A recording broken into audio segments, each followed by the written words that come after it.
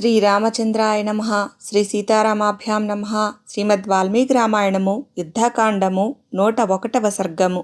రావణుడు ప్రయోగించిన శక్తి అను బల్లెముచే లక్ష్మణుడు మూర్ఛితుడగుట, శ్రీరాముడు విజృంభించుట, దశగ్రీవుడు పారిపోవుట.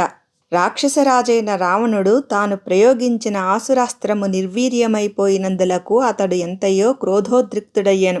ఆ కోపములో మరి ఒక అస్త్రమును తీసుకొనెను. అది మయుడు నిర్మించిన రౌద్రము అను పేరుగల అస్త్రము.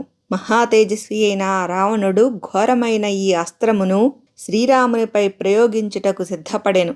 దాని ప్రభావమున అతని ధనస్సు నుండి వజ్రముల వలె దృఢములై మెరయుచున్న సోలములు, గదలు, ముసలములు, ఇనుప గుదియలు, కృత్రిమమైన పాశములు, మిరుమిట్లు గొలుపుచున్న పిడుగులు, ఇంకను వివిధములైన నిస్తములగు శరములు ప్రళయకాలమునందలి జంఝామారుతము వలె వేగముగా బయల్వెడలినవి. మిక్కిలి తేజస్వియు అస్త్రవిద్యావేత్తలలో ప్రముఖుడును శుభలక్షణ సంపన్నుడును అయిన రఘురాముడు గాంధర్వము అను ఒక దివ్యాస్త్రముతో ఆ రౌద్రాస్త్రమును కొట్టెను. మహాత్ముడైన శ్రీరాముని చేతిలో ఆ రౌద్రాస్త్రము కూడా వమ్మైపోవుటతో రావణుడు కోపముతో కన్నులెర్రజేసి సౌరాస్త్రమును ప్రయోగించెను. అప్పుడు మిక్కిలి బలపరాక్రమములు కలవాడు ప్రతిభాశాలి అయిన ఆ రాక్షసరాజు యొక్క ధనస్సు నుండి మిరుమిట్లు గొలుపుచున్న గొప్ప చక్రములు బయలుదేరెను. మిక్కిలి కాంతిమంతములైన ఆ చక్రములు ఇటునటు వచ్చి పడుచున్నప్పుడు సూర్యచంద్రాది గ్రహముల చేవలే ఆకాశమునందంతటను సమస్త దిక్కుల యందును వెలుగులు నిండెను. సేనాగ్రభాగమునందున్న రావణుని యొక్క చిత్ర విచిత్రములైన ఆ చక్రాయుధములను రఘువీరుడు బాణ పరంపరతో ఛేదించెను. ఆ సౌరాస్త్రము కూడా ముక్కలైపోవుట చూచి రాక్షసరాజైన రావణుడు 10 బాణములతో శ్రీరాముని ఆయువు పట్టుల యందు కొట్టెను. రావణుడు తన మహాకార్ముకమును ఎక్కుపెట్టి 10 బాణములతో దెబ్బ తీసినను మిక్కిలి పరాక్రమశాలి అయిన శ్రీరాముడు ఏమాత్రమూ చెలింపలేదు. పిమ్మట యుద్ధమున అజేయుడైన శ్రీరాముడు మిక్కిలి క్రుద్ధుడై 10 బాణములతో రావణుని యొక్క వివిధములగు అవయవములపై తీవ్రముగా కొట్టెను. ఇంతలో రఘురాముని తమ్ముడు బలశాలి శత్రు సంహారకుడు అయిన లక్ష్మణుడు క్రోధోమూర్తి అయి 7 శరములను తీసుకొనెను. మహా తేజోమూర్తి అయిన ఆ సౌమిత్రి మిక్కిలి బలమైన ఆ 7 బాణములతో మానవ కపాల చిహ్నములు గల రావణుని ధ్వజమును ముక్కలు ముక్కలు గావించెను. ఆ రాక్షసరాజు యొక్క సారథి చెవులకు ధరించిన కుండలములు మిలమిలలాడుచుండెను. ఆ విధముగానున్న అతని శిరస్సును గొప్ప వీరలక్షణములు కలిగి బలశాలి అయిన లక్ష్మణస్వామి ఒకే బాణముతో ఖండించెను. పిమ్మట లక్ష్మణుడు రెల్లుకాండముల వలె ఒప్పుచూ వాడి అయిన 5 బాణములతో ఏనుగు తుండము వలెనున్న రావణుని ధనస్సును ఛేదించెను. రావణుడు తన ధనస్సు భగ్నమైపోవుటతో క్షణకాలము పాటు ఏమీయూ తోచక ఊరకయుండెను. అప్పుడు విభీషణుడు పైకెగిరి నీలమేఘముల వలె ఒప్పుచూ పర్వత ప్రమాణములోనున్న రావణుని మేలైన అశ్వములను తన గదతో సంహరించెను. బలశాలి అయిన రావణుడు ఆ విధముగా తన అశ్వములు కూలిపోగా వెంటనే రథము నుండి క్రిందికి దూకి తమ్ముని ఎడ ఎంతయో క్రుద్ధుడయ్యెను. పిమ్మట ప్రతాపశాలియగు ఆ రావణుడు నిప్పులు గ్రక్కుచున్న పిడుగువలే మిరుమిట్లు గొల్పుచూ మహాశక్తివంతమైన ఒక బల్లెమును విభీషణునిపై విసరివేశెను. ఆ బల్లెము విభీషణుని చేరకముందే లక్ష్మణుడు 3 బాణములతో దానిని ముక్కలు గావించెను. అప్పుడు యుద్ధరంగమునందు అంతటను వానరుల కోలాహల ధ్వనులు చెలరేగెను. బంగారముచే అలంకృతమైన ఆ బల్లెము 3 ముక్కలై నిప్పురవ్వలను రాల్చుచూ మంటలను చిమ్ముచూ ఆకాశము నుండి రాలుచున్న పెద్ద తోకచుక్కవలే నేలపై పడిపోయినది. పిమ్మట రావణుడు విభీషణుని చంపుటకై ప్రబలమైన మరి ఒక బల్లెమును చేబూనెను. అది చందనాది లేపనములతో విలసిల్లుచూ తన యొక్క తేజస్సుతో దేదీప్యమానముగా వెలుగొందుచుండెను. యముడు సైతము దానిని తాకజాలడు. బలశాలి అయిన రావణుడు వేగముగా చేతబట్టిన ఆ బల్లెము చూచుటకే మహాభయంకరమైనది. దానిని ఎదుర్కొనుటకు ఎవ్వరికినీ శక్తి చాలదు. అది ఇంద్రుని వజ్రాయుధము వలె కాంతులీనుచూ మిరుమిట్లు గొలుపుచుండెను. ఇంతలో మహావీరుడైన లక్ష్మణుడు విభీషణుని ప్రాణాపాయ స్థితిని గమనించి అతనికి అండగా నిలుచుటకై అతడికి చేరెను.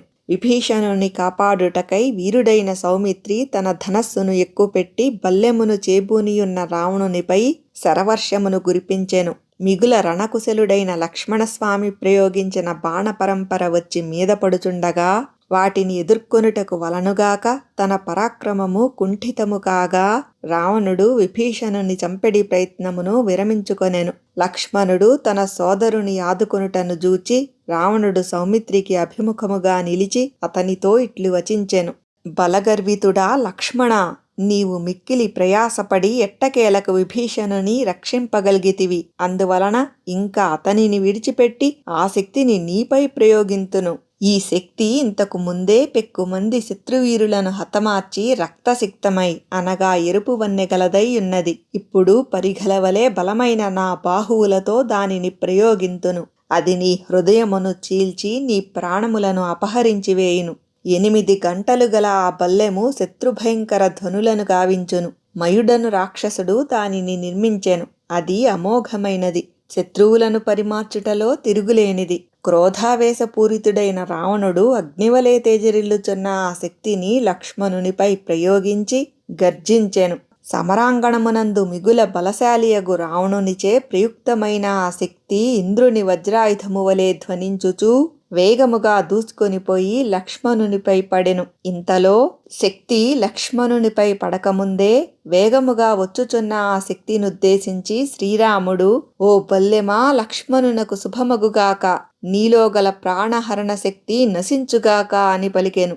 విషసర్పము వలె ప్రమాదకరమైన ఆ శక్తి క్రుద్ధుడైన రావణునిచే ప్రయుక్తమై ధైర్యశాలి అయిన లక్ష్మణుని వక్షస్థలముపై పడెను. కాని శ్రీరాముని వచనముల ప్రభావమున అది ప్రాణహనన శక్తిని కోల్పోయియుండెను. వాసుకి జిహ్వవలే మిగుల కాంతిమంతమై ప్రకాశించుచున్న ఆ శక్తి లక్ష్మణుని వక్షస్థలమున బలముగా నాటుకొనెను. అంతట రావణుడు వేగముగా కొట్టుట వలన ఆ శక్తి లక్ష్మణుని హృదయస్థలమున లోతుగా నాటుకొనుటతో మిగుల గాయపడిన అతడు నేలపై పడిపోయెను. ఆ సమీపముననే యున్న మహా తేజస్వియగు శ్రీరాముడు లక్ష్మణుని దురవస్థను జూచి భాతృవాత్సల్య కారణముగా మిగుల విచారగ్రస్తుడాయెను. అశ్రుపూరిత నయనుడైన ఆ రఘువరుడు తక్షణ కర్తవ్యమును గూర్చి ఆలోచించి ప్రళయకాలాగ్నివలే మిగుల క్రోధోద్రిక్తుడాయెను. రాముడు ఇది విచారపడవలసిన సమయము కాదు అని భావించెను. పిమ్మట ఆ దాశరథి లక్ష్మణుని యొక్క పరిస్థితిని జూచి గట్టి పూనికతో రావణుని వధించుటకే నిశ్చయించుకొనెను. వెంటనే అతడు ఆ రాక్షసరాజుతో సంకుల సమరమునకు దిగెను. ఆ మహాసంగ్రామమునందు రావణ ప్రయుక్తమైన శక్తిచే మిగుల గాయపడి రక్తసిక్తగాత్రుడై పడియున్న లక్ష్మణుని శ్రీరాముడు గాంచెను. అప్పుడు ఆ సౌమిత్రి సర్పములతో కూడిన పర్వతము వలె ఒప్పుచుండెను. రణకుశలుడైన రాక్షసరాజు యొక్క బాణ పరంపరతో ఆ వానరులు దెబ్బతినియుండిరి. అందువలన బలిష్ఠుడైన ఆ రావణుడు తీవ్రముగా కొట్టుటచే లక్ష్మణుని హృదయస్థలమునందు బలముగా నాటుకునియున్న ఆ శక్తి వారు ఎంతగా ప్రయత్నించినను బయటికి తీయలేకపోయిరి. ఆ బల్లెము సౌమిత్రి యొక్క గుండెను చీల్చుకుని ఆవలికి వెళ్లి భూతలమున నాటుకొనెను. అంతట బలశాలి అయిన రాముడు క్రుద్ధుడై సమరభూమియందు భయంకరమైన ఆ శక్తిని తన 2 చేతులతో పట్టుకొని బయటికి లాగి దానిని విరచివేశెను. శ్రీరాముడు అట్లు ఆ శక్తిని లాగుచున్నప్పుడు బలశాలి అయిన రావణుడు ఆయువు పట్టులను దెబ్బతీయటలో సమర్థములైన బాణములతో ఆయన యొక్క అన్ని అవయవములపై కొట్టెను. ఆ శరములను సరకుగొనక రాఘవుడు లక్ష్మణుని కౌగలించుకొని హనుమంతునితో సుగ్రీవునితో ఇట్లు పలికెను.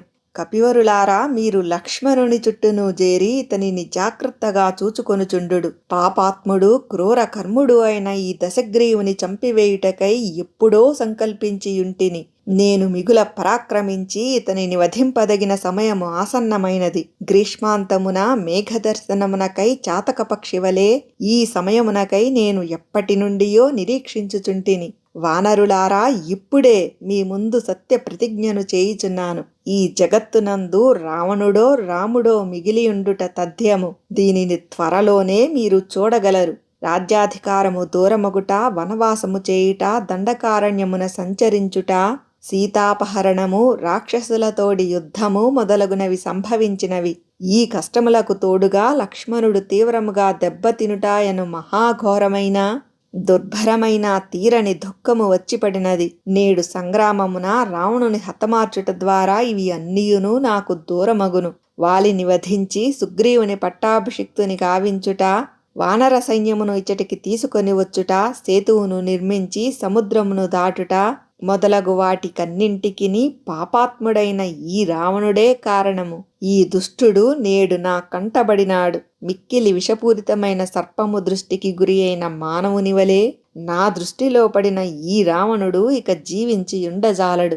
ఎదిరింపశక్యముగాని వానరులు అందరును స్వస్థచిత్తులై పర్వతాగ్రములయందు ఆసీనులై నాకును రావణునకును మధ్య జరిగేడి ఈ యుద్ధమును చూచెదరుగాక. నేటి భీకర సంగ్రామమునందు జగదేక వీరుడైన ఈ రాముని యొక్క పరాక్రమమును గంధర్వులు, దేవతలు, ఋషులు, చారణులు మొదలగు ముల్లోకవాసులెల్లరును చూచెదరుగాక. ఈ భూమండలము నిలిచి ఉన్నంతవరకును చరాచర ప్రాణులతో దేవతలు మున్నగు దివ్య జాతులతో విలసిల్లుచుండెడి లోకములన్నియును ముక్త కంఠములతో నేటి నా యుద్ధపటిమను గూర్చి అనగా నేడు జరిగేడి అసాధారణ సమరమును గురించి చెప్పికొనున్నట్లుగా నా పరాక్రమమును చూపెదను.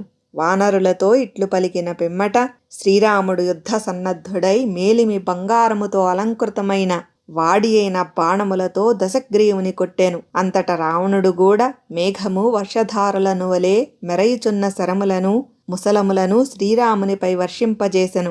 రామ రావణులు ఒకరినొకరు వధింపవలెనను పూనికతో ప్రయోగించుచున్న బాణములు పరస్పరము ఢీకొనుచుండగా భీకర ధ్వనులు ఏర్పడుచుండెను. ఆ ఉభయ వీరుల శరములు ముక్కలు ముక్కలై మిరిమిట్లు గులుపుచూ అంతరిక్షము నుండి చెల్లాచెదురుగా రణభూమిపై పడుచుండెను. ఆ రామరావణుల యొక్క తీవ్రమైన ధనుష్టంకారములు అద్భుతావహములై ఒప్పుచూ సమస్త ప్రాణులను భీతిల్లచేయుచుండెను. మహాపరాక్రమశాలి మెరయుచున్న ధనస్సును చేబూనియున్నవాడు అగు శ్రీరాముని యొక్క బాణములు పరంపరగా తనపై వచ్చి పడుచుండుటచే రావణుడు మిగుల పీడితుడై పెనుగాలి ధాటికి తట్టుకొనలేని మేఘము వలె భయముతో పరుగులు తీసెను. వాల్మీకి మహర్షి విరచితమై ఆదికావ్యమైన శ్రీమద్ రామాయణమునందలి యుద్ధకాండమునందు ఇది 101వ సర్గము.